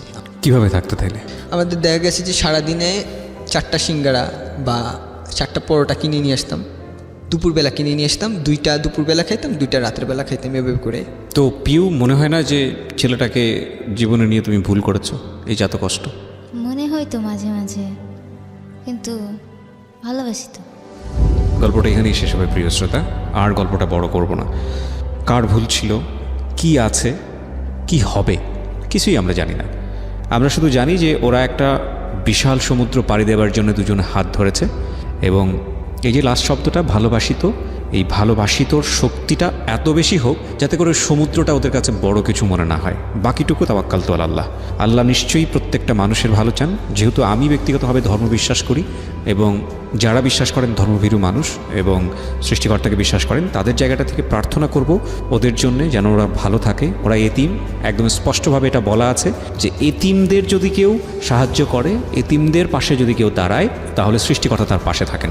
সো আমরা যেন ওদের প্রতি ভালোবাসার হাতটা বাড়াই। আমি শেষ মেসেজটি এটাই বলতে চাই, যদি কেউ, যেহেতু ওদের এডুকেশন কোয়ালিফিকেশন আছে, ওদের যোগ্যতা আছে, এবং এনি কাইন্ড অফ জব যেটা ওদের সার্ভাইভ করার জন্যে প্রয়োজন এই মুহূর্তে, বিশেষ করে নারায়ণগঞ্জ এলাকাতে ওরা আছে, নারায়ণগঞ্জের অনেক লোকই শুনছেন, এবং এই নাম্বারটি, যে নাম্বারটি আমি বলে দিচ্ছি, 09611904904, আমি আবারও বলছি 09611904904। এনি কাইন্ড অফ জব, ওর লেখাপড়া আছে। তুমি কত পর্যন্ত পড়েছো? Diploma in textile. Diploma in textile. তুমি কত পর্যন্ত পড়েছো? আমি ইন্টার পরীক্ষা দিই। ইন্টার পরীক্ষা দিতে পারিনি। তো ডিপ্লোমা ইন টেক্সটাইল, এবং যার 1 মাসে সে কয়বার ভাত খেয়েছে মনে নাই। তো এই ছেলেটি এখন বাঁচার জন্য যে কোনো ধরনের জবই তার প্রয়োজন, অ্যাটলিস্ট সার্ভাইভ করার জন্য। মাথার উপরে 2টো ঠাই, মানে মাথার উপরে ঠাই আর হচ্ছে 2 বেলা ভাত খাওয়া, ডাল ভাত, এটার জন্য ওর একটা কাজ দরকার। যারা শুনছেন, আমি বিশ্বাস করি, আমরা অর্থ সাহায্য চাচ্ছি না, প্লিজ একটু বোঝার চেষ্টা করবেন, ওদের কাজ দরকার। এই 2টো মানুষ কোনো রকম খেয়ে পড়ে বাঁচতে পারে 2, 4, 6 মাস, 1 বছর, যাতে করে পরবর্তী কাজ ম্যানেজ করার মতো অবস্থা তৈরি হয়। এরকমও হেল্প যদি কেউ করতে পারেন, এই নাম্বারে যোগাযোগ করবেন, 09611904904। আপনারা সবাই ভালো থাকুন,